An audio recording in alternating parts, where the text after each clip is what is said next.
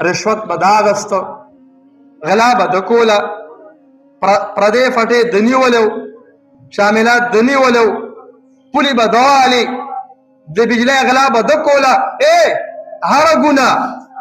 اوس زه تاسو یو نشم ویلی چې دا دا دا دا هر سړی پیژني چې دا زما دی او دا ستا دی. هر چا ته پته لګي دا زما ده او دا د بل ده. مخکې لاړم یو بل کس مې ولیدو، وایي د وینو دریاب دی، غټ دریاب دی د وینو. یو کس د مز نه لامبو وخي را روان دی غاړې ته ځان وباسي. وایي په غاړه باندې یو کس ولاړ دی، یو غټه ورسره ده. وایي دی چې څنګه غاړې ته ځان په سپل وسونو راوباسي او رانږدې شي، نو هغه یې په غټه باندې ولي، بیا یې هغه د دریاب منځ ته ور ورسوي او د وینو دریاب دی.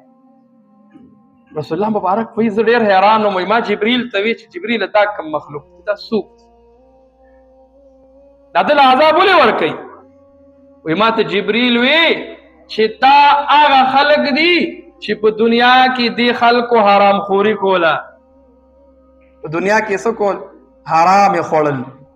حرام رشوت به دا اغسته، غلا به د کوله، پردې فټې د نیولو، شاملات د نیولو، پولې به د والې، د بجلۍ غلا به د کوله، هره ګناه. اوس زه تاسو یو نشم ویلی چې دا دا دا دا هر سړی پیژني چې دا زما دی او دا ستا دی. هر چا ته پته لګي دا زما ده او دا د بل ده.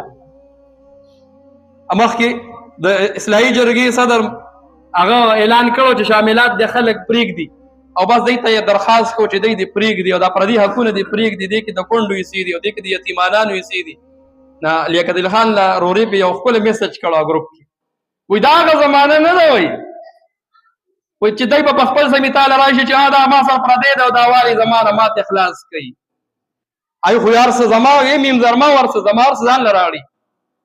نو دا ډېر ګران کار دی چې سړی په خپله دا سوچو کې ځان سره سم دي چې یاره ما سره په قبر کې نه زوی وي، نه به را سره پلار وي، نه به را سره بچي وي، نه به را سره ښځه وي، نه به مې ګاونډي وي، هېڅوک به را سره نه وي. نو که الله زما نه تپوس وکړي چې دا حرام دې ولې خوړل، حرام دې ولې ګټل، حرام دې ولې کور ته راوړل، نو زه به څه جواب ورکوم؟ چې لږ سوچ ځان له دماغ پلو کړي او ځان له دا سزا مخې ته کړي چې په آخر کې به د وینو په دریاب کې لامبو وی بار به نوځي.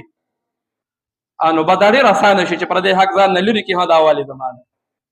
خو الله دې کړي داسې